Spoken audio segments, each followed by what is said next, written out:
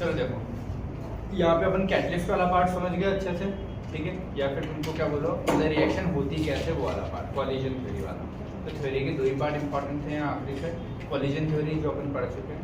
अगला आता है factors affecting rate of reaction. कोई भी रेट ऑफ रिएक्शन लिखते आता है ना पूरा अच्छे से, किसी का भी, ठीक है। तो कौन कौन से फैक्टर्स ऐसे हैं जो रिएक्शन के रेट को बढ़ा सकते हैं, कम कर सकते हैं, इफेक्ट डालते हैं, नहीं डालते हैं, या रिएक्शन जल्दी होगी, लेट होगी, तो अलग अलग कौन कौन से फैक्टर हैं वो पढ़ना है। इनमें से सबसे इंपॉर्टेंट फैक्टर दो ही होते हैं, कॉन्सेंट्रेशन और टेम्परेचर। कॉन्सेंट्रेशन तो पढ़ चुके हैं अपन, पूरा चैप्टर ही उसी बेस्ड था। टेम्परेचर बचा है अपना पढ़ना, ठीक है। तो टेम्परेचर अभी इसके बाद पढ़ेंगे, लेकिन ये यहाँ तक का थ्योरी का पार्ट है, ठीक है। एक एक करके फैक्टर देखते जाते हैं, सिंपल है, पहले से बेसिक है, सारे तुम लोग पढ़ के आ चुके हो, तो जल्दी जल्दी करें। Factors affecting rate of reaction, ठीक है। प्रॉपर्टी ऑफ मटेरियल या मैटर, तुम क्या सब्सटेंस ले रहे हो, जो ए और बी लेते हैं ना अपन, वो कैसे हैं। जैसे मान लो ए प्लस बी से अपन बनाते हैं हमेशा सी प्लस, तो ये जो रिएक्टेंट है ये कैसे हैं, इनकी प्रॉपर्टी पे भी डिपेंड करता है ना कि रिएक्शन जल्दी होगी, लेट होगी।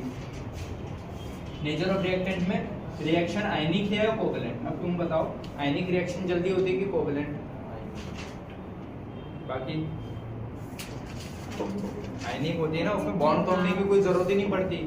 कोवैलेंट में तो बॉन्ड तोड़ाएंगे फिर बॉन्ड बनेंगे, आयनिक में तो क्या है, ये खुद ही पहले से चार्ज ही है सब, सिर्फ चार्जेस कोई तो अलग होना है और बन जाएंगे। तो इसका रेट ऑफ रिएक्शन क्या होती है आयनिक की हमेशा। लेकिन कोवैलेंट में तो ऐसा है ना, ये तुमको बॉन्ड तोड़ने पड़ेंगे पहले, ये बॉन्ड टूटेंगे फिर बॉन्ड फॉर्मेशन होगा, तो टाइम तो लगेगा ना। तो कोवैलेंट में रेट ऑफ रिएक्शन कैसी होगी कंपेयर्ड टू आयनिक। तो कभी पूछे ऑप्शन देंगे तो आयनिक रिएक्शन जल्दी हो जाती है और कोवैलेंट लेट होती है, ये समझ गए, ठीक है। अब ये दिया प्रोडक्ट, अगर कोई देखा अगर कोई रिएक्शन हो रही हो, प्रोडक्ट स्टेबल बन रहा है तो रिएक्शन जल्दी होगी, कि प्रोडक्ट अनस्टेबल बन रहा है तो रिएक्शन जल्दी होगी। रिएक्शन तभी होगी ना जब प्रोडक्ट स्टेबल बनेगा, जितना स्टेबल प्रोडक्ट उतनी जल्दी जल्दी रिएक्शन होती जाएगी। लेकिन मान लो जो प्रोडक्ट बन रहा है वो उतना स्टेबल नहीं है, तो रिएक्शन थोड़ी ना होगी आप, ठीक है। तो स्टेबल प्रोडक्ट जहाँ बनेगा वो रिएक्शन जल्दी होगी। तो जैसे मैंने ये दो रिएक्शन दिए तुम लोग, ठीक है, इसको बोल दिया रेट ऑफ रिएक्शन फर्स्ट, इसके रेट ऑफ रिएक्शन। अब मुझे बताओ इन दोनों प्रोडक्ट में से ज्यादा स्टेबल कौन, स्टेबिलिटी जीओसी, पहला ज्यादा स्टेबल है कि दूसरा। स्टेबिलिटी कहीं से देखते हैं, किसी भी चीज की, न्यूट्रल से, चार्ज वाला कोई भी कंपाउंड हो, न्यूट्रल चीज हमेशा स्टेबल होती है। तो पहला ज्यादा स्टेबल होगा कि दूसरा।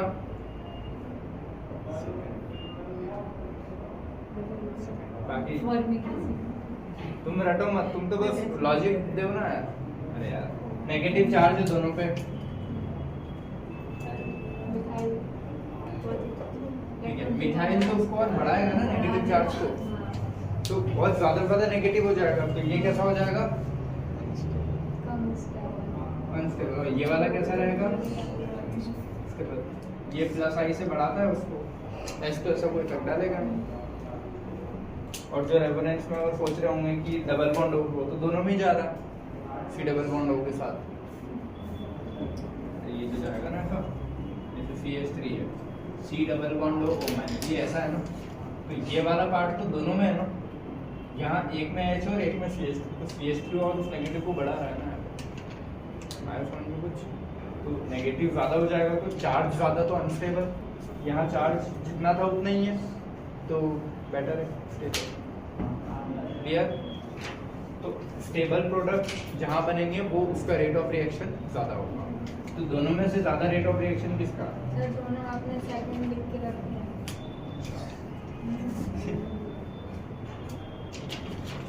ठीक है, सेकंड का ज़्यादा फर्स्ट। क्लियर। अगला तुम लोग बताओ, होमोजीनस रिएक्टेंट होंगे तो जल्दी रिएक्ट करेंगे कि हेट्रोजीनस?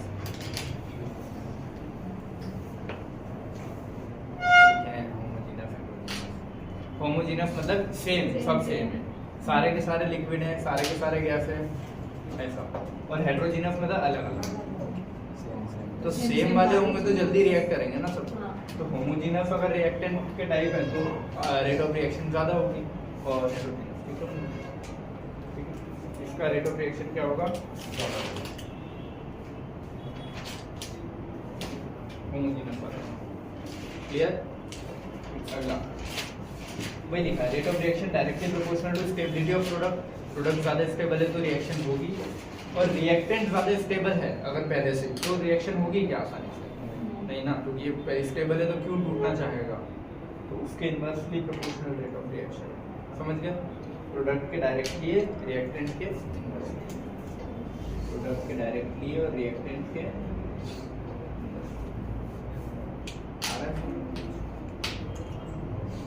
ठीक है। केमिकल नेचर, ये जो है ना केमिकल नेचर देखा कि वो स्टेबल है नहीं। अब देखो reaction which have less value of, अच्छा जिस रिएक्शन में एक्टिवेशन एनर्जी ज़्यादा होगी या कम, जैसे फॉर एग्जांपल मैं तुमको ए से बी बन रहा है, एक है एक्स से वाई, इसकी एक्टिवेशन एनर्जी E1 है और रेट ऑफ रिएक्शन R1 है। इसकी एक्टिवेशन एनर्जी EA2 है और रेट ऑफ रिएक्शन R2। अब मुझे बताओ दोनों में से किसका R1 R2 ज़्यादा है? इसकी एक्टिवेशन एनर्जी EA1 है, इसकी एक्टिवेशन एनर्जी EA2 है। और मैंने बताया है गिवन है EA2 मोर देन EA1, ये गिवन है।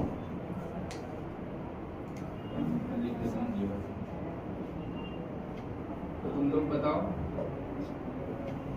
रेट ऑफ रिएक्शन बताओ, R1 किसकी ज़्यादा होगी, किसकी कम? जिसकी एक्टिवेशन ज़्यादा उसकी रेट कम। ये समझ में आता है ना, बहुत ज़्यादा एक्टिवेशन है तो टाइम लगेगा उसको, ठीक है। तो रेट ऑफ रिएक्शन किसकी है, एक्टिवेशन एनर्जी ज़्यादा है किसकी है, इसकी, तो इसकी रेट कम, इसकी ज़्यादा। R1 ग्रेटर देन,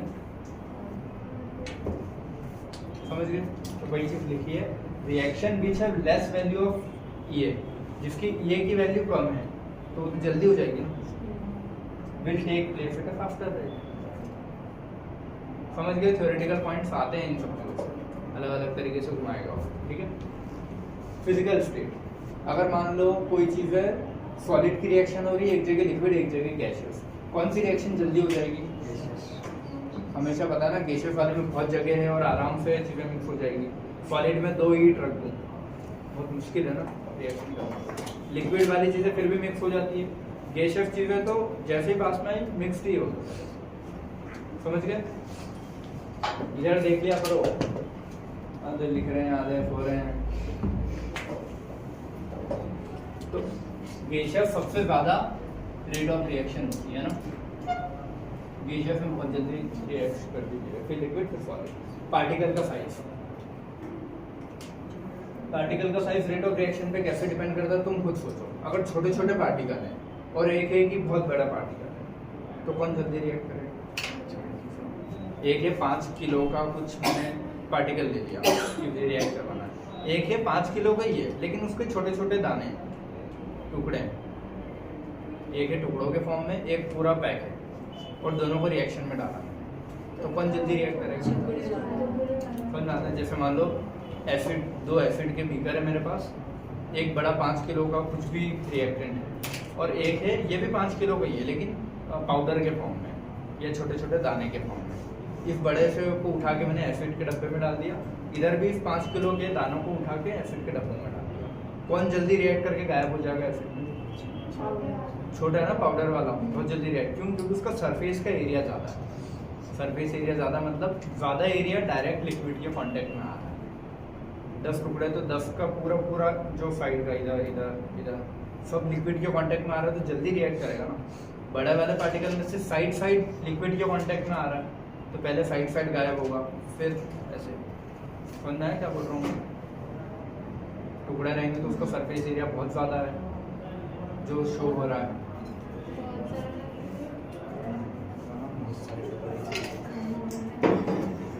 इधर देखो, एक ये है,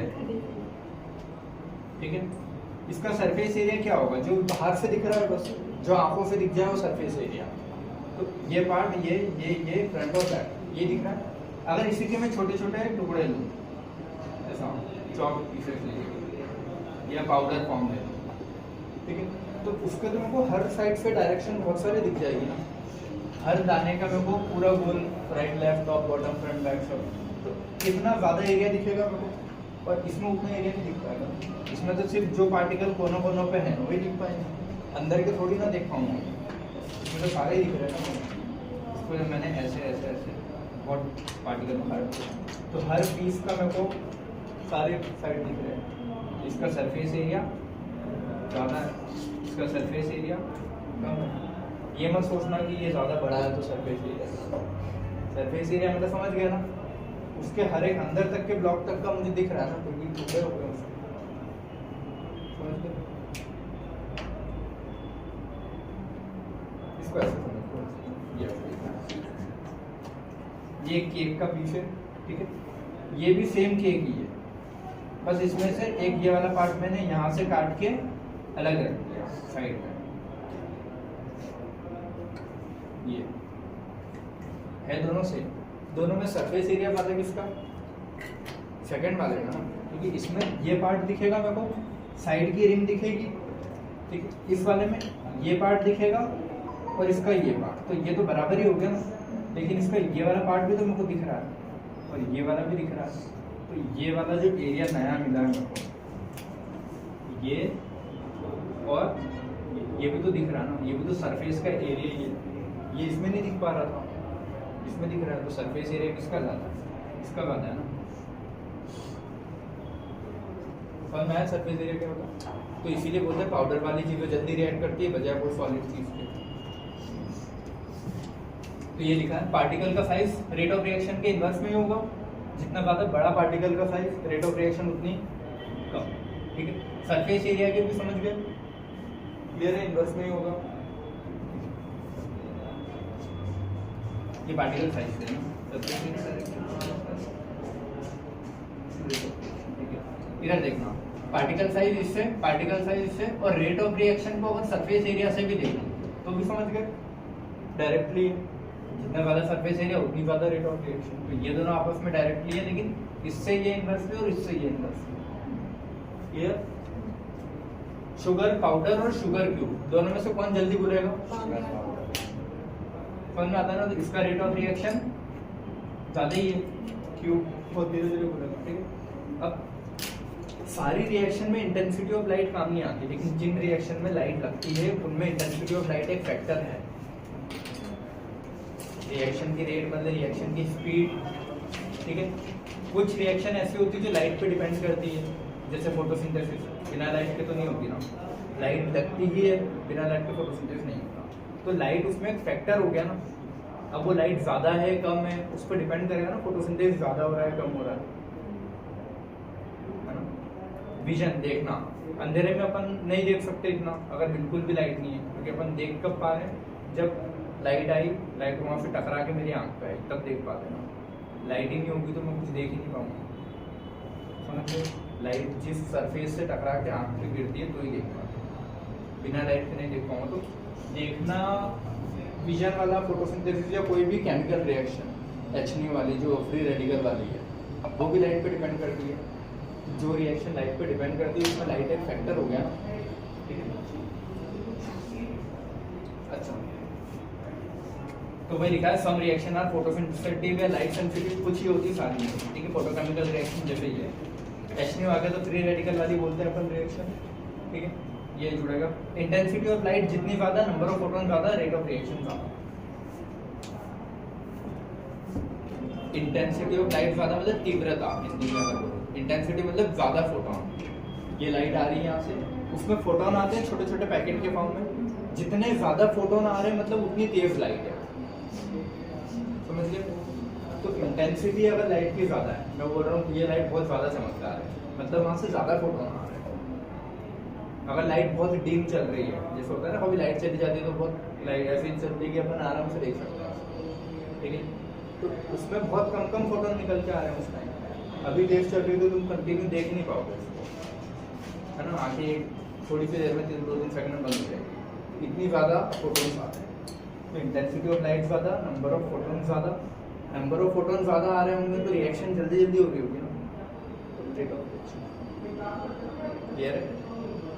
इसका एग्जांपल ये है फोटोसिंथेसिस फॉर द अच्छा हाँ, फोटोसिंथेसिस केमिकल रिएक्शन में डेल जी पॉजिटिव भी हो सकता है, नेगेटिव भी हो सकता है, उसका कोई फर्क नहीं पड़ता, ठीक है। दोनों हो सकते हैं। तो for this reaction value of del G में भी पॉजिटिव या फिर नेगेटिव, दोनों हो सकते हैं, अलग अलग। Temperature has no significant effect, temperature और लाइट को अलग अलग रखो। टेम्परेचर अलग चीज़ है, लाइट अलग चीज़ है। ऐसा नहीं है कि लाइट ही टेम्परेचर है, टेम्परेचर लाइट अलग अलग चीज़। तो टेम्परेचर का कोई इफेक्ट नहीं है इसमें, टेम्परेचर और लाइट को अलग अलग रखना है। ठीक है, ये नहीं बोलोगे कि इंटेंसिटी ऑफ लाइट ज़्यादा, रेट ऑफ रिएक्शन ज़्यादा, तो हमेशा टेम्परेचर ज़्यादा तो ज़्यादा, इसका उससे लेना देना। टेम्परेचर अलग चीज़ है, लाइट अलग चीज़। ठीक है, अगला कैटलिस्ट का अपन पढ़ के आ चुके हैं, positive catalyst, negative catalyst. Clear है, कैटलिस्ट कैसे रिएक्शन को बढ़ाता है, कम करता है, दोनों। ठीक है, प्रेशर मान लो, अब प्रेशर में भी नेगेटिव पॉजिटिव कम ज़्यादा होते रहते हैं, वो अपन केमिकल इक्विलिब्रियम में पढ़ लिया अलग अलग रिएक्शन के लिए, लास्ट में पढ़ा था ना। नॉर्मली पूछो ना क्या है, तो प्रेशर बढ़ाने पे रेट ऑफ रिएक्शन बढ़ती है। और यहाँ पे तीन चीज़ें याद रखोगे, अगर रिएक्शन सॉलिड या लिक्विड की है तो प्रेशर का फर्क नहीं पड़ता। सॉलिड या लिक्विड कंप्रेस नहीं होते, अपन ने पढ़ा है ना बार बार। ये वाली चीज़ बताइए मैंने तुमको कि मान लो अगर यहाँ पे लिक्विड भरा है तो अगर मैं इधर भी एक पंप लगाऊं ये पिस्टन और प्रेस करूं तो लिक्विड कभी भी कंप्रेस नहीं होगा। इधर कंप्रेस किया तो ये ऊपर बढ़ जाएगा, ठीक है। लेकिन अगर मान लो मैं गैस भरी होगी और इसको यहीं रखो ये, तो गैस तो कंप्रेस होती जाएगी। सॉलिड भी कुछ भर दूं अंदर, ठीक है, सॉलिड पाउडर या कुछ भर दूं तो वो भी शिफ्ट होगा, दबेगा नहीं। समझ गया ना, ये नहीं कि हाँ दूर था तो पास आ गया, वो नहीं। बट अंदर कोई सॉलिड चीज़ अगर रख देता हूँ मैं, कोई मान लो लोहे की रॉड रखी मैंने जो बैंड है, तो वो शिफ्ट ही होगी बस इधर, कंप्रेस नहीं होगा। तो सॉलिड और लिक्विड कंप्रेस नहीं होते हैं, बहुत रेयरली या बहुत कम कंप्रेशन होता है, तो उनमें प्रेशर का फर्क ही नहीं पड़ता। लेकिन मान लो अगर गैस रखना है फिर तो प्रेशर का इफेक्ट पड़ता है ना। मान लो या कोई गैस भरी है, मैं इधर से प्रेशर बढ़ा रहा हूँ तो सारे पार्टिकल पास पास में आएंगे, बहुत ज़्यादा पास में आएंगे तो रिएक्शन जल्दी करेंगे ना, उनके टकराने के चांसेस ज़्यादा बढ़ जाएंगे। तो वही लिखा है कि when reactant are solid and liquid pressure will not affect the rate of reaction significantly, लेकिन if the reaction is gaseous rate of reaction directly proportional to pressure. Gaseous reaction में rate of reaction directly proportional to pressure. क्यों? क्योंकि effective collision बढ़ेगी, पास में आ जाएंगे सारे particle. Clear?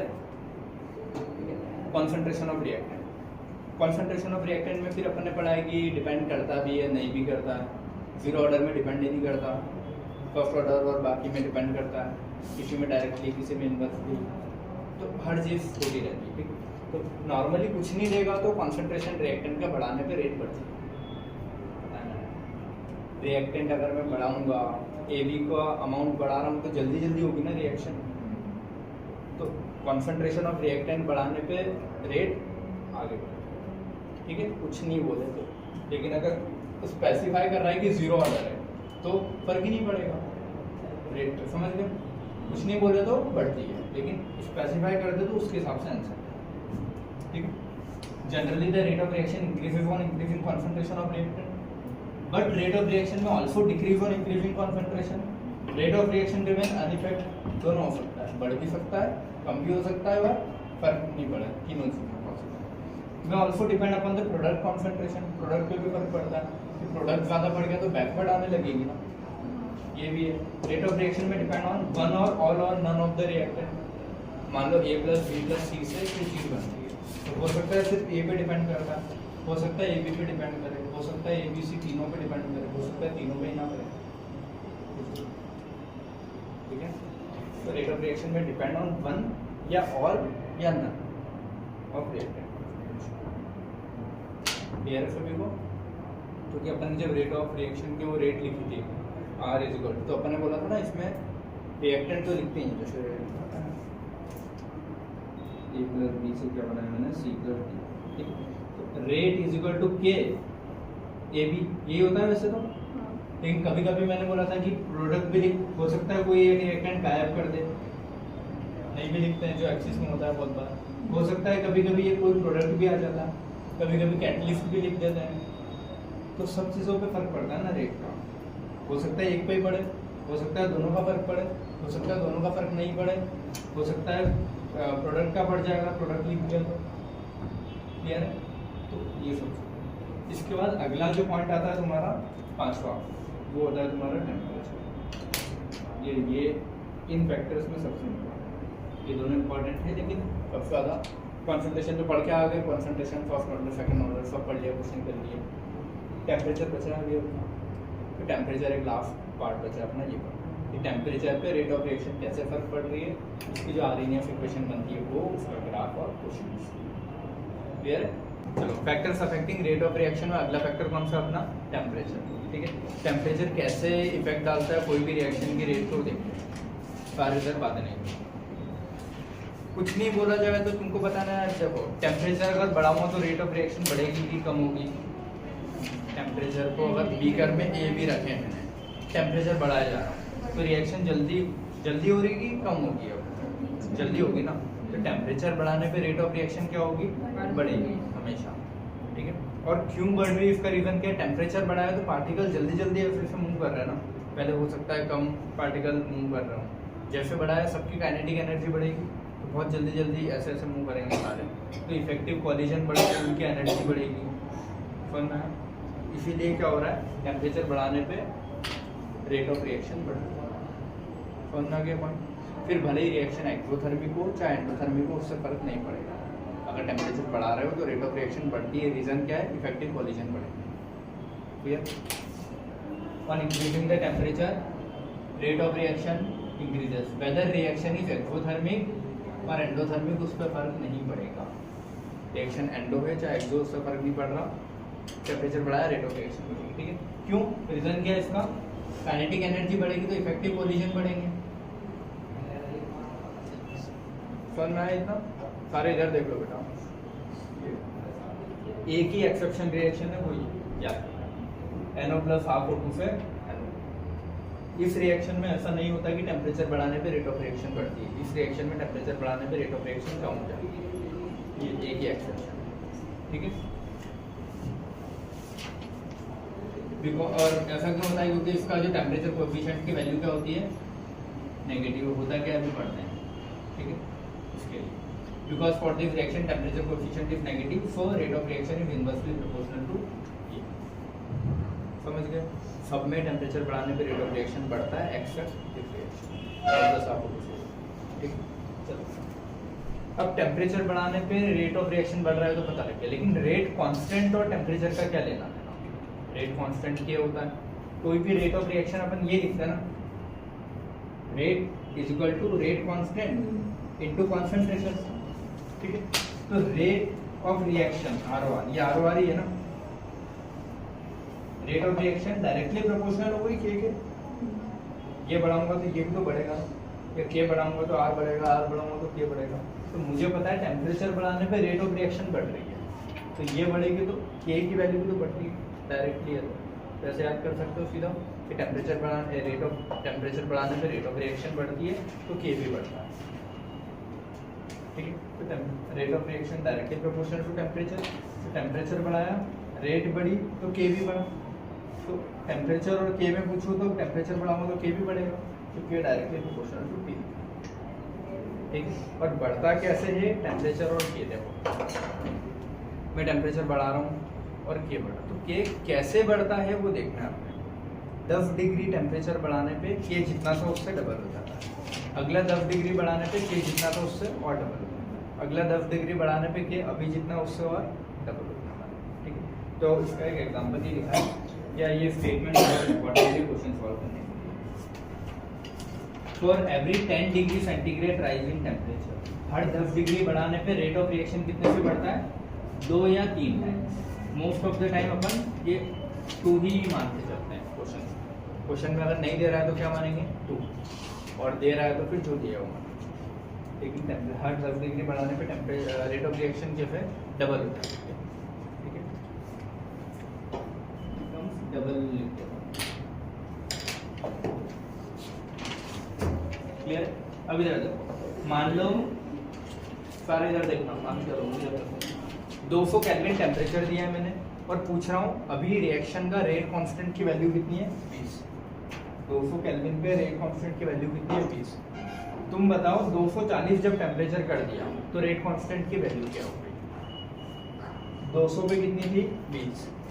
240 पे कितनी होगी ये बताना है। और एक स्टेटमेंट तुमको पता है कि हर 10 डिग्री बढ़ाने पे ये डबल होते जाता है, ठीक है। तो 200 से कितना होगा 10 डिग्री बढ़ाने के बाद 210, 10 और बढ़ाऊंगा तो 220, और बढ़ाऊंगा तो 230, और बढ़ाऊंगा तो तब जाके 240 पहुंचेगा ना। तो हर 10 डिग्री बढ़ाया, यहाँ पे रेट कांस्टेंट की वैल्यू कितनी थी 20, 10 डिग्री अगर इसको बढ़ाया तो ये कितना होगा डबल, 20 का डबल कितना होता है 40, 10 डिग्री और बढ़ाया तो 40 का डबल कितना होता है 80, ठीक है। 10 डिग्री बढ़ाया तो 80 का डबल कितना होता है 160, 10 और बढ़ाया तो 160 का डबल कितना होता है वो का ही रहना, ठीक है। तो ये के की वैल्यू है रेट कांस्टेंट, और ये है तुम्हारा टेम्परेचर। तो हर 10 डिग्री टेम्परेचर बढ़ाने पे रेट कांस्टेंट डबल होता है, समझ गए। तो कोई सा भी टेम्परेचर और कोई सा भी रेट कांस्टेंट देके पूछेगा कर लोगे।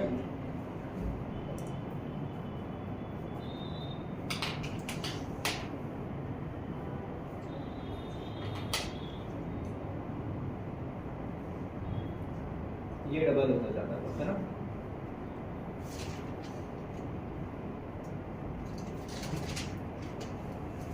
क्लियर है इतना? वो स्टेटमेंट समझ में आया? दो स्टेटमेंट से तुम्हारे सारे क्वेश्चन बन जाएंगे। पहला स्टेटमेंट तो ये है, हर 10 डिग्री सेंटीग्रेड बढ़ाने पे रेट कांस्टेंट डबल होता है, ठीक है। अब ये जो या तो डबल होता है ट्रिपल, लेकिन कुछ नहीं दे तो डबल ही मांगते हैं हमेशा। और ये जो चीज़ है ये होती क्या, टेम्परेचर कोएफिशिएंट की वैल्यू होती है, वो होता क्या देखते हैं, ठीक है। चलो इधर टेम्परेचर कोएफिशिएंट को म्यू बोलेगा या फिर अल्फा बोलेगा। बुक्स में म्यू से ज़्यादा प्रायोरिटी देते हैं, टेम्परेचर कोएफिशिएंट को क्या बोलोगे म्यू, ठीक है। होता क्या है, कोई भी दो रेट कांस्टेंट का रेशियो, मतलब 10 डिग्री पे जो रेट कांस्टेंट आ रहा है उनका रेशियो होता है। Ratio of rate constant at two different temperature which differ by 10 degree centigrade. इधर देख लो टेम्परेचर कोएफिशिएंट होता क्या है, रेशियो ऑफ रेट कांस्टेंट, मतलब K1/K2, लेकिन K1 K2 कब, दो डिफरेंट टेम्परेचर जो कि 10 डिग्री से चेंज हो रहे हो। ये दो टेम्परेचर 10 डिग्री, बेटा सारे इधर देखो, ये दो टेम्परेचर 10 डिग्री से चेंज हो रहे हैं, इनके रेट कांस्टेंट की वैल्यू कितनी है ये, तो रेट कांस्टेंट का रेशियो कितना आएगा 40 और 20 का 2, तो 2 क्या है इसका टेम्परेचर कोएफिशिएंट, ठीक है। या कोई सा भी, ठीक है। तो 2 या 3 ही आता है टेम्परेचर कोएफिशिएंट की वैल्यू, उससे ज़्यादा नहीं है, 2 या 3 के बीच में कुछ भी आ सकता है।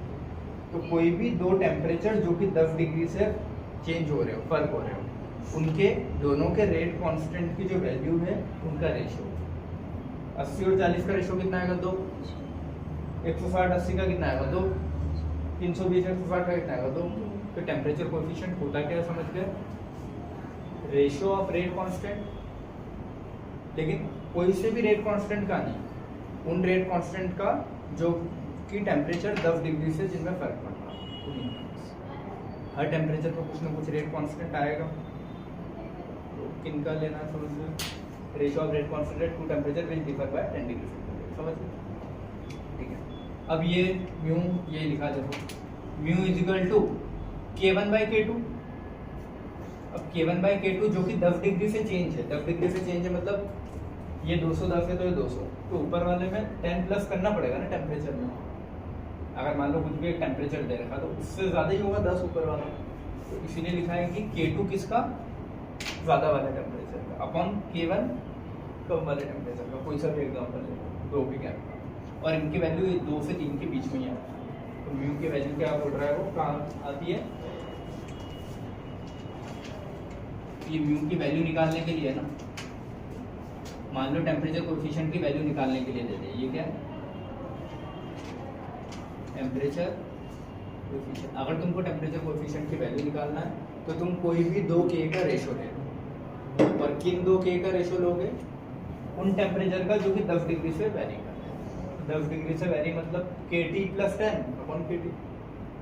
तो यहाँ T+10 का सेंस नहीं है, बस यहाँ K1/K2 है, ठीक है। और इसकी वैल्यू हमेशा कैसी आती है, 2 से 3 के बीच में आएंगी, 2, 2.1, 2.2, 2.3 से 3 के बीच में, समझ गए? ठीक है। अब इससे अगर ये KT plus tan equal to KT into mu, ये भी कर सकता हूँ कि ये किसके बराबर आएगा, इसमें 2 है 3 को मल्टीप्लाई ऐसे करोगे यहाँ से, मतलब इसी को ऐसे लिख दिया, इसको मल्टीप्लाई। ये R वाला पार्ट क्या है तुम्हारा, रेट ऑफ रिएक्शन, ये क्या है रेट कांस्टेंट, और ये क्या है टेम्परेचर। इधर रेट ऑफ रिएक्शन का रेशियो R2/R1 या फिर K2, क्योंकि रेट और ये सामने है ना, रेट बढ़ेगी तो K भी बढ़ेगा, तो K का रेशियो तो बोलूं या फिर रेट का रेशियो, तो R2/R1 लिखूं, K2/K1 लिखूं, एक ही बात है ना, बराबर करके, ठीक है। और ये किसके बराबर आता है, रेट कौन, ये टेम्परेचर कोएफिशिएंट के बराबर। तो ये जो टेम्परेचर कोएफिशिएंट की वैल्यू है वो कैसे डिसाइड होगी, या तो 2 होगी या फिर 3, तो 2 की power change in temperature by 10 लिखो, 3 की power change in temperature by 10, ठीक है, दोनों लिख सकते हैं, तो मैंने ठीक है। अब ये टेम्परेचर कोएफिशिएंट कैसे निकालोगे, K2/K1 से, म्यू कैसे निकालोगे, K2/K1 से तो निकालोगे। क्वेश्चन में अगर टेम्परेचर कोएफिशिएंट पूछेगा तो वो 2 अलग टेम्परेचर जो कि 10 से फर्क हो रहा होगा उनको लिख के रखेगा। रेट ऑफ रिएक्शन बढ़ती है 2 की पावर x का, इसको ऐसे देखो। क्वेश्चन में ये चीज पूछता है उन लोगों से, मोस्ट ऑफ द क्वेश्चन में क्या पूछ रहा होगा वो, find the rate of reaction. Rate of reaction question में कैसे निकालोगे, टेम्परेचर कोएफिशिएंट दे रखा होगा, नहीं देगा तो कैसे निकालते हैं पता है, K2/K1 से।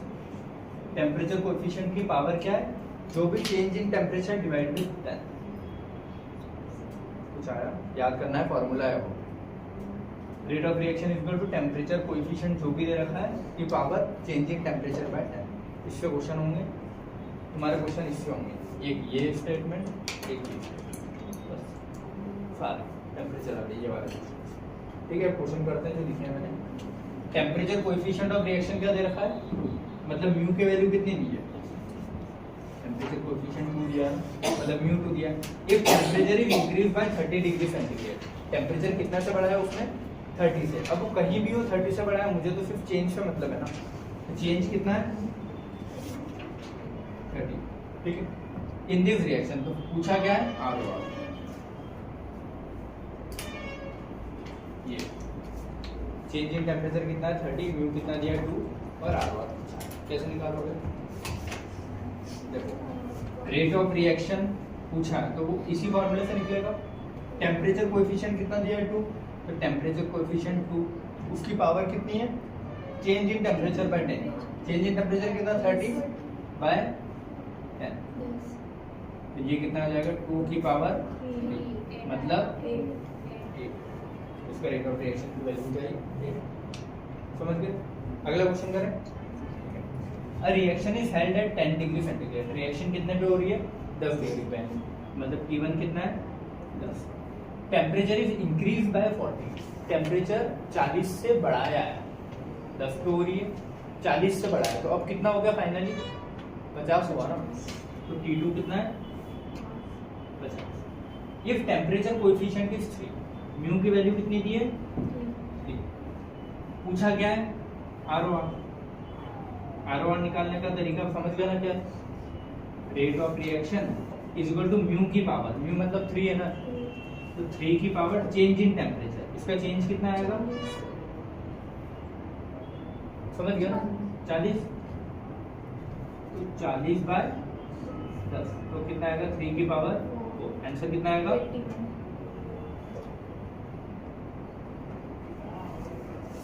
ठीक है। समझ में आया ना सबको, ये वाला करो। In a reaction temperature is increase from कितना से कितना, 70 से 90, तो चेंज इन टेम्परेचर डायरेक्टली दे दिया ना उसने, कितना 20, 70 से 80, 80 से 90, then ROR will be, ROR पूछा है, ठीक है।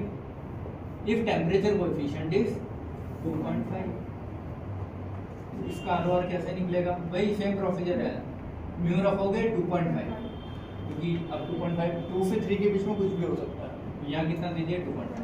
चेंज इन टेम्परेचर कितना है 20/10, 0 से 0, तो 2.5 की पावर 2, मतलब 2.5 इंटू कितना होता है ये 6.25 कर लोगे।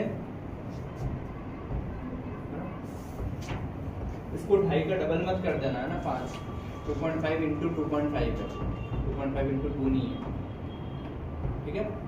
चलो अगला question, if the rate constant eight 200 kelvin is 20, what will be the value of rate constant eight 240? ये तो सीधा भी कर सकते हो वैसे कि 200 केल्विन पे कितना बोल रहा है वो 20 है, ये टेम्परेचर है और ये क्या है अपना ये rate constant eight 200 kelvin is 20, तो रेट कांस्टेंट 20 है इतने पे, वो पूछ रहा है what will be the value of rate constant eight 240 पे, 240 पे कितना होगा? हर 10 डिग्री सेंटीग्रेड बढ़ाने पे ये कितना बढ़ता है डबल, तो 200 से 240 हो रहा है, तो मैं सॉल्व करूं इसको ऐसे ही 200 से पहले 210, 220, 230 और 200,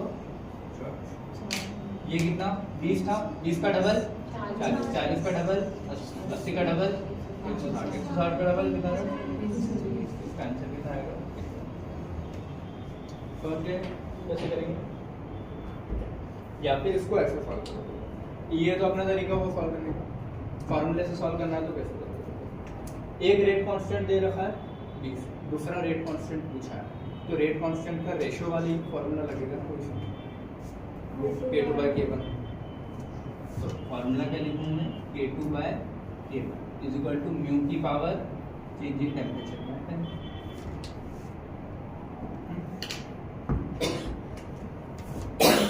रेट कांस्टेंट है इतना इज 20, तो K1 की वैल्यू 20 दे रखी ना, K2 तो पूछा है, समझ में आया, इज इक्वल टू म्यू दिया है क्या उसने कहीं नहीं दिया ना, तो म्यू क्या रखेंगे अपन 2, उसने दिया तो 2 मान, ठीक है, म्यू की वैल्यू नहीं दी तो 2 मान। चेंज इन टेम्परेचर कितना है, गैप कितना 40/10, ये कितना आएगा K2 कितना आ जाएगा तुम्हारा यहाँ से 20 इंटू 2 की पावर 4, 20 इंटू 2 की पावर 4 कितना होगा 16 इंटू, वही आंसर आया।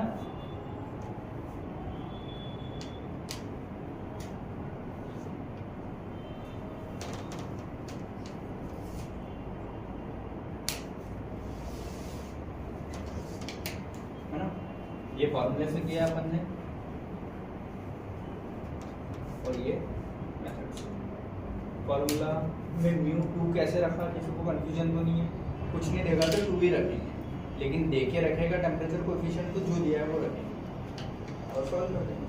अगला सॉल्व करो, for a particular reaction temperature coefficient mu कितना दिया है 2, if the rate of reaction at 20 degree centigrade is 80, rate of reaction 20 degree पे कितना बोल रहा है, sorry x, rate of reaction temperature, temperature अगर 20 डिग्री है तो रेट ऑफ रिएक्शन कितना बोल रहा है, और वो पूछ रहा है 80 पे ये सर एक क्वेश्चन है कि 2 की पावर 4 कैसे रख दिया? 2 की पावर 4 देखो म्यू 2 रखा, हाँ change in temperature by time, इसमें चेंज इन टेम्परेचर कितना है 40, 40 तो 40 रखा और नीचे अपॉन 10 रखते हैं 40/10। समझ में आया सभी को, ये वाला निकाल सकते हो, सॉल्व कर सकते हो। देखो R बोले या फिर K बोले एक ही बात है ना, rate of reaction directly proportional है ना K के, तो K डबल तो सेम R के साथ भी मैं रिपीट कर सकता हूँ ना, इसमें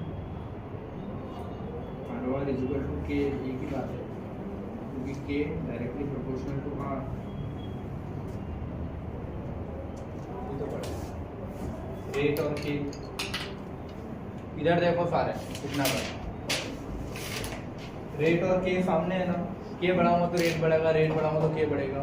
तो अभी तक इस क्वेश्चन में क्या किया था उसने, टेम्परेचर बढ़ाया और K डबल कर रहा है, यहाँ क्या पूछ लिया उसने, टेम्परेचर दिया है, कोएफिशिएंट दिया है, कितने टेम्परेचर का रेट दिया है, आर दिया है, रेट ऑफ रिएक्शन दिए तुमको, के नहीं दिया है। तो लेकिन बात तो एक ही है ना, के दे आर दे, क्योंकि दोनों सामने सामने ही डायरेक्टली है। सेम इसको उसी मेथड से कर लो, ठीक है। तो अगर 20 से 80 जाना है तो 20 से पहले कितना, 30, 40, 50, 60, 70 और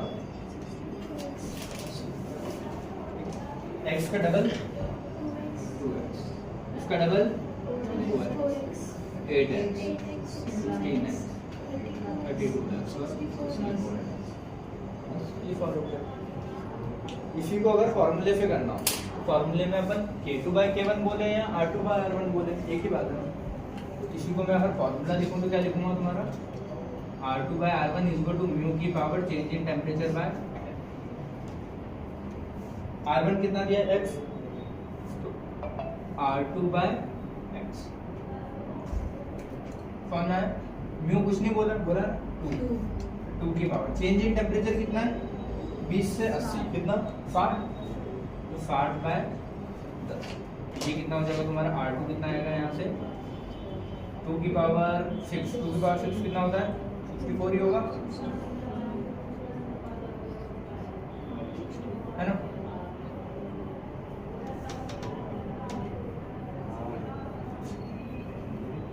ये तुम्हारा फॉर्मूले से आया, ये फॉर्मूले से आया है अगर और तरीके से करना है, ये ऐसे करना है, एक ही बात है दोनों से, समझ गया ना।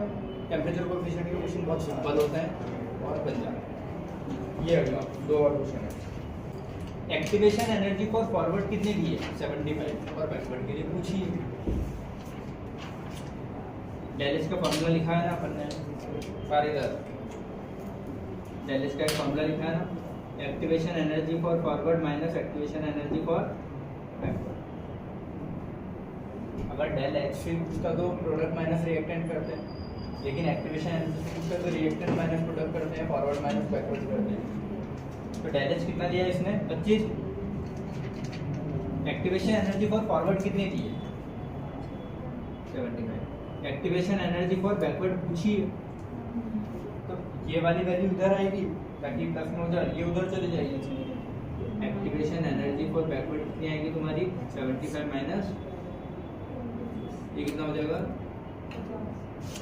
50 किलो जी, आ गया, ये समझ गया। अगला ये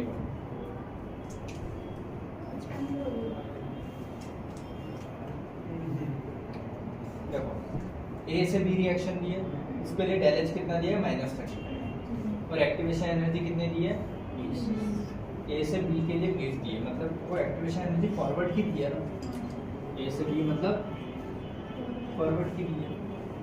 find out activation energy for B से ए, अब बी से ए की पूछ रहा है तो बैकवर्ड की पूछ रहा है, ठीक है। तो इसका भी वही होगा, del H is equal to activation energy for forward minus activation energy for backward. Del H कितना दिया है इसके लिए, माइनस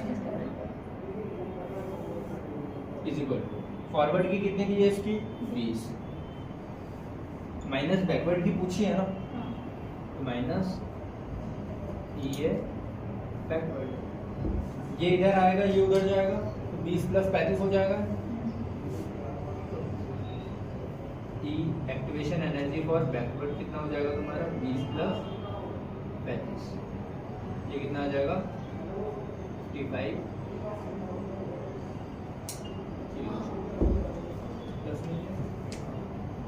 समझ गए। तो अभी तक जो फॉर्मूले पढ़े थे उनके क्वेश्चन कंप्लीट हुआ है,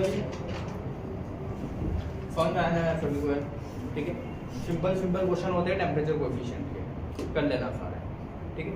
अब एक ही चीज लास्ट बचती है, आर्हेनियस इक्वेशन, वो अगले बोर्ड पे पढ़ के उसको क्वेश्चन करके खत्म, ठीक है। टेम्परेचर का रिलेशन समझ में आया ना, कैसे रेट ऑफ रिएक्शन पे, रेट कांस्टेंट पे, ठीक है। तो उससे ही रिलेटेड अपनी एक इक्वेशन डिराइव होती है, वो होती है आर्हेनियस इक्वेशन। एक बार पहले भी अपन देख चुके हैं, अभी एक बार और देख चुके हैं, ठीक है। टेम्परेचर बढ़ाते हैं तो रेट ऑफ रिएक्शन बढ़ता है, रेट ऑफ रिएक्शन बढ़ता है तो रेट कांस्टेंट भी बढ़ता है। मान लो कोई रिएक्शन है उसका ये लिखा है R लिखा है, ऐसे ही लिखते हैं ना। तो टेम्परेचर बढ़ाने पे ये बढ़ता है और ये भी बढ़ता है, पता है मुझे, इतना समझ में आता है ना सब लोगों को।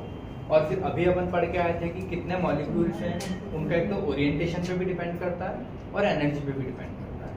ओरिएंटेशन, एनर्जी, ये सब चीज़ों को मल्टीप्लाई करते हैं तो क्या आता है, ए आरएनएफ कांस्टेंट। समझ में आया ना? तो वही आरएनएफ कांस्टेंट तुम्हारा होता है। रेट किस पे डिपेंड करती है, उस एनर्जी पे, कि कितने मॉलिक्यूल्स है जो एक्टिवेशन एनर्जी तक पहुंच गए। तो ये जो पार्ट है क्या, उसको हिंदी में अगर बोलो तो क्या है, कितने मॉलिक्यूल्स हैं जो एक्टिवेशन एनर्जी तक पहुंच गए या उससे ज्यादा, वही होता है। तो रेट उन पे तो डिपेंड करता है, रिएक्शन का ओरिएंटेशन पे तो डिपेंड करता ही है, उसके साथ साथ टाइम पे डिपेंड करता है इस पे कि कितने ऐसे मॉलिक्यूल है जो एक्टिवेशन एनर्जी तक पहुंच गए। जो ये तक पहुंचे वही प्रोडक्ट बना पाएंगे, जो नहीं पहुंचे वो नहीं बना पाएंगे। तो रेट किस पे डिपेंड करती है, इस पे। और रेट डायरेक्टली के पे भी है ना, रेट के से भी है। तो जब इससे है तो के साथ भी मैं ये लिख सकता हूँ और कांस्टेंट हटाता हूँ तो ए आता है। और ये ए के अंदर फिर दो टर्म्स आते हैं तुम्हारे, प्रोबेबिलिटी फैक्टर और ओरिएंटेशन फैक्टर वाला, ए के अंदर दो टर्म्स आते हैं। तो ये तुम्हारा डायरेक्शन बता देता है कि किधर से आ रहे हैं मॉलिक्यूल्स और कितने मॉलिक्यूल्स आ रहे हैं। और ये क्या बताता है, एनर्जी। इन दोनों को मल्टीप्लाई करता हूँ तो वो मिल जाएगा मुझको रेट। और रेट के से डायरेक्टली है तो रेट लिखूँगा के लिखूँ, एक ही बात है, ठीक है। तो एक ये वाला एक्सप्रेशन तुमको याद होना चाहिए, k = a⁻⁻⁰ क्या बोलते हैं इसको, आरएनएफ इक्वेशन। और ए क्या है, आरएनएफ कांस्टेंट। आरएनएफ कांस्टेंट वैसे तो देखो, या तो आरएनएफ कांस्टेंट पूछ रहा होगा तो इसकी वैल्यू इधर कर देना, या फिर अलग से अगर प्रोबेबिलिटी फैक्टर और वो दिया हो तो अपने उस फॉर्मूले से निकाल सकते हैं जो लिखा था अभी, कि कितना प्रोबेबिलिटी फैक्टर इनटू कितने पार्टिकल ऐसे हैं जो इफेक्टिव कोलिजन कर रहे हैं, उससे मल्टीप्लाई करके निकाल। तो ए निकालने का दे सकता है, के पूछ सकता है, के पूछेगा तो इन दोनों को मल्टीप्लाई। कितने मॉलिक्यूल ऐसे हैं जो कि एक्टिवेशन एनर्जी तक पहुंच गए, वो पूछे तो क्या निकालना है, ये पूरा, ये पूरे को एक कोई चीज़ मान लेना, एक्स मान लेना, ये निकालने को बोल रहा है। या फिर इसमें से सिर्फ एक्टिवेशन एनर्जी भी पूछ सकता है, समझ गए ना, क्या क्या चीज़ें पूछ सकता है। या तो एक्टिवेशन एनर्जी पूछेगा, या ये पूरा पूछ लेगा कि कितने मॉलिक्यूल ऐसे हैं जो ये तक पहुंच गए, तो ये पूरे की वैल्यू। आरएनएफ कांस्टेंट पूछ सकता है या के पूछ सकता है, 4 चीज़ें पूछ सकता है। इसको ln ये लॉग के फॉर्म में लाएंगे तो ln के फॉर्म में ये ऐसा होगा, ln के = ln A - A/R। ये e अगर यहाँ से हटाना है तो दोनों साइड में ना ln ले लिया। इसको अगर लॉग में कन्वर्ट करूँगा तो 2.303 सारा सबसे मल्टीप्लाई करोगे, फिर इधर वाला इसके दोनों के नीचे डिवाइड करोगे तो आ जाएगा तुम्हारा log 10 के = log A - A/2.303 RT। अगली ये वाली इक्वेशन याद, दो इक्वेशन याद करनी, k = A⁻⁻⁴ RT या फिर log k = log A - A/2.303 RT। Clear है? इसको y = mx + c या y = mx वाले चीज पे कैसे देखना, y ये वाला पार्ट है, y एक्सिस पे क्या बनेगा, log k, y एक्सिस पे क्या बनाया मैंने, log k। log a तो मेरा कांस्टेंट होगा, तो कांस्टेंट वाली चीज यही होती है ना, इंटरसेप्ट ये। और mx, x वाली चीज पे मैंने टेम्परेचर लिया, x वाली चीज पे टेम्परेचर, लेकिन टेम्परेचर नीचे है तो 1/T है ना वो पूरा, तो 1/T मैंने रखा कहाँ पे, तुम्हारा x। उसके अलावा बचता कौन सा पार्ट है, -A/2.303 R। ये क्या होगा तुम्हारा फर्स्ट m मतलब ये एंगल थीटा वाला बताया था ना, x के साथ जो भी आता है वो उसका थीटा एंगल होता है। तो स्लोप = tan θ ये वाला पार्ट। तो स्लोप ग्राफ देके पूछ लेता है बहुत बार कि ग्राफ देके एक्टिवेशन एनर्जी बताओ। क्वेश्चन क्या आएगा, ग्राफ दे देगा, स्लोप की कोई वैल्यू दे देगा कि स्लोप इतना है, और पूछेगा तुमसे एक्टिवेशन एनर्जी बताओ, तो बता सकते हो ना, स्लोप = ये और एक्टिवेशन एनर्जी निकालने तो इसको फिर मल्टीप्लाई कर दो। क्लियर है? तो ये ग्राफ आना चाहिए, स्लोप क्या है याद होना चाहिए।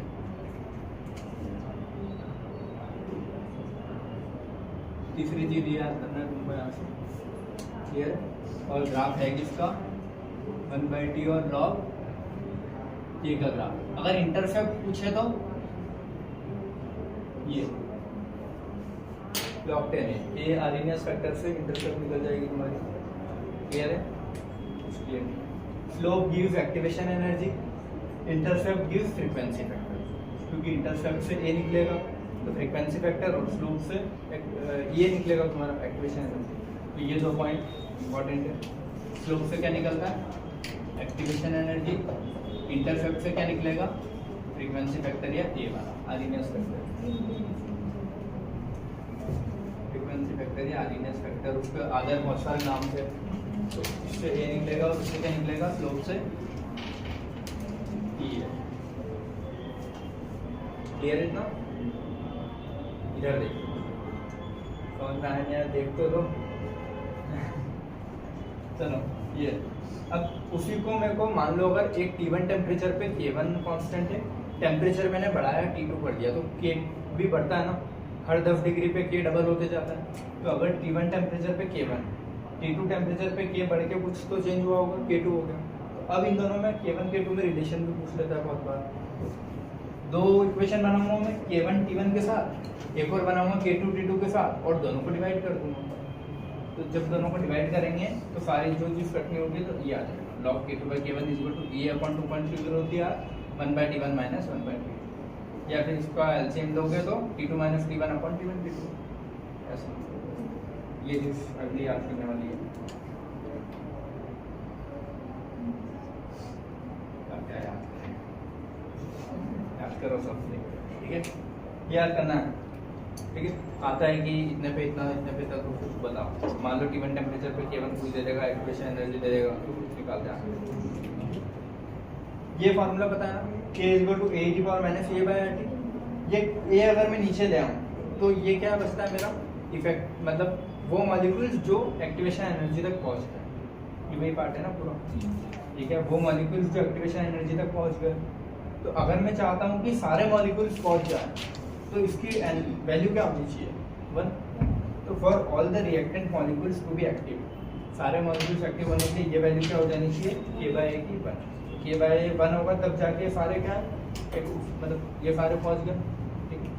या फिर ये बोल सकते हैं कि E की वैल्यू 0, E की पावर 0 किसी तो 1, तो K/A 1 क्या आ जाएगा? अच्छा ये याद रखना ना, E की पावर 0 क्या होता है? तो अगर E 0 है तो E की पावर 0, तो 1 तो K/1 ये आ गया, तो भी सही हो जाएगा। या फिर T इनफाइनाइट, तो किसी के नीचे इनफाइनाइट आ गया तो 0 हो गया, E की पावर 0 1, तो K/A क्या आ जाएगा? 1। तो K/A अगर 1 आ रहा है क्वेश्चन में, मतलब सारे रिएक्टेंट के मॉलिक्यूल कैसे एक्टिव, सारे रिएक्टेंट के मॉलिक्यूल कैसे एक्टिव है, ऑल द रिएक्टेंट। तो 3 कंडीशन है, या तो K/A 1 आ जाए, या ये 0 हो जाए, या T इनफाइनाइट हो जाए, सब आ सकता। थ्योरेटिकल है, पूछ सकते हैं सब, ठीक है? यहाँ तक क्लियर हुआ? उसके बाद मुझे बताना है रेट कांस्टेंट हो चाहे तुम्हारा इक्विलिब्रियम कांस्टेंट हो, कहीं पे डिपेंड करता है? टेम्परेचर और कैटलिस्ट, याद है? तो रेट कांस्टेंट कहीं पे डिपेंड करता है? टेम्परेचर और कैटलिस्ट। सेम इक्विलिब्रियम कांस्टेंट का भी अपना वैसे ही था पहले, ठीक है? लेकिन rate of reaction directly proportional to temperature है, ठीक है? देखो ये तो नॉर्मल ग्राफ है कि rate of reaction directly proportional है टेम्परेचर के, टेम्परेचर बढ़ाऊंगा तो रेट ऑफ रिएक्शन बढ़ेगी। लेकिन कुछ रिएक्शन ऐसी होती है जहाँ ये नहीं होता, जैसे कि वो एक्सेप्शन इसीलिए लिखा है, एक्सेप्शन ये नॉर्मल, एक्सेप्शन ये लिखा है। जैसे इधर देखो, एक्सप्लोसिव रिएक्शन मतलब वो कोई भी एटम बम या न्यूक्लियर बम है वो, तो एक टाइम तक टेम्परेचर बढ़ाने पे रेट बढ़ा रिएक्शन का, लेकिन एक टाइम आएगा ना कि एक कोई फिक्स टेम्परेचर आएगा तो रेट कितनी हो जाएगी, एकदम से बॉम्ब ब्लास्ट होगा तो रेट इनफाइनाइट हो जाएगी, और एक टेम्परेचर पे आने के बाद समझ में आता है ना? एक कोई एक टेम्परेचर धीरे धीरे टेम्परेचर बढ़ाया तो रेट बढ़ रही है, रिएक्शन हो रही है, एक जैसे एक टेम्परेचर आएगा वो बॉम्ब ब्लास्ट हो जाएगा, मतलब उसकी रेट इनफाइनाइट हो जाएगी एकदम से, एक फिक्स टेम्परेचर। एक्सप्लोसिव रिएक्शन में ग्राफ फॉलो नहीं हुआ ना, नॉर्मल वाला, इसलिए बायोलॉजिकल रिएक्शन में एंजाइम लगते हैं, अगर मैं टेम्परेचर को बढ़ा रहा हूँ तो रेट बढ़ रही है, लेकिन एक लिमिट तक आ जाएगा, उसके बाद वो एंजाइम टूट जाएगा। उसके बाद भी अगर मैं देखो टेम्परेचर तो बढ़ रहा है ना, यहाँ पे ज़्यादा हुआ टेम्परेचर बढ़ाने पे फिर रेट धीरे धीरे कम हो जाएगी क्योंकि एंजाइम टूटने लगेगा।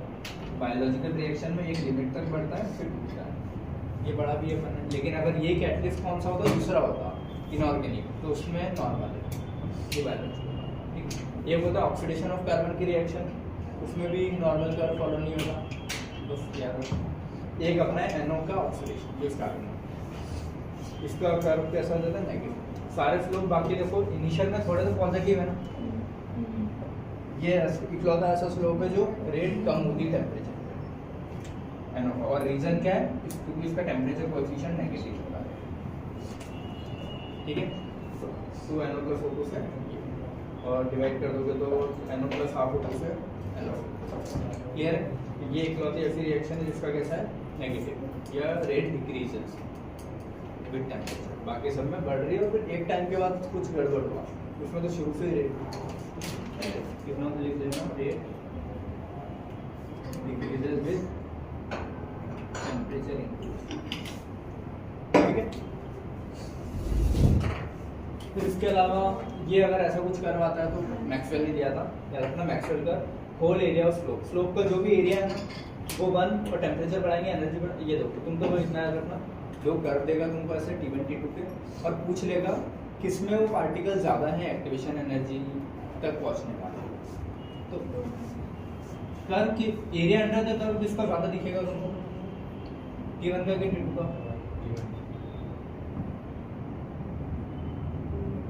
अभी मतलब थोड़ा मैंने बनाया इसको ऐसे, लेकिन वो ग्राफ ऐसा है, ये ऐसा है, T1 ऐसे स्लोप है, T2 ऐसा है, ऐसा ये T1 और ये ऐसा बनता है, तो T2 का ज़्यादा रहता है। T1 T2 है दिया, टेम्परेचर सेकंड वाला ज़्यादा है, टेम्परेचर सेकंड वाला अगर ज़्यादा है तो उसमें वो मॉलिक्यूल ज़्यादा होंगे ना जो एक्टिवेशन एनर्जी तक जल्दी पहुँच गए, तो T2 ज़्यादा, तो एक्टिवेशन एनर्जी तक पहुँचने वाले भी उसमें ज़्यादा है। बस ये काम है, ये T1 वाला है, T2 वाला जो है जिसमें टेम्परेचर ज़्यादा है, इसमें ज़्यादा नंबर ऑफ पार्टिकल हैं जो कि एक्टिवेशन एनर्जी तक पहुँचे बजाय, समझ में आया। ठीक है, अब इसमें ये हाफ वाला पार्ट देखो, हाफ वाला पार्ट का मतलब है रिएक्टेंट। अब वो वाली मैंने उधर बनाया, इधर किधर भी बनाऊँ, ये ऊपर टॉप पार्ट है ना, यहाँ पे आके रुक जाता है, ये एक्टिवेशन एनर्जी वाला पार्ट है, तो इतने मॉलिक्यूल्स हैं जो कि एक्टिवेशन एनर्जी तक पहुँच चुके हैं, तो वही लिखा है e⁻⁴ fraction of molecules having sufficient energy for reaction. अब वो इधर का लिखा बोलो, उधर का कोई भी आधी साइड, समझ गए जी। तो अगर ग्राफ से क्वेश्चन आता है तो देख, ठीक। अब सारे इससे क्वेश्चन करवाना बचे, ये जो इक्वेशन है ना इनमें एंटी लॉग लगेंगे, इनके क्वेश्चन करवाना बचे, ठीक है। और इसके अलावा भी अगर कोई क्वेश्चन छूट रहे होंगे, और हाँ एक वो वाले बचे हैं, एक रिएक्शन दी उसका K1 है, दूसरी रिएक्शन दी उसका K2 है, तीसरी रिएक्शन दी उसका रेट कांस्टेंट K3 है, तो K1 K2 K3 में रिलेशन बताओ, ये भी आते हैं, 2K1 = 3K2 देखे होंगे तो वो क्वेश्चन बचे। तो दो वैरायटी के और क्वेश्चन बचे तुम्हारे, एक K1 K2 K3 वाले और एक इस इक्वेशन वाले आ रही है। तो कल अपन स्टार्टिंग में आके 1 घंटे में सबसे पहले क्वेश्चन करेंगे, उसके बाद ऑर्गेनिक पढ़ेंगे। क्लियर है सभी को? कल दोनों वापस देगा, ठीक है। Thank you so much.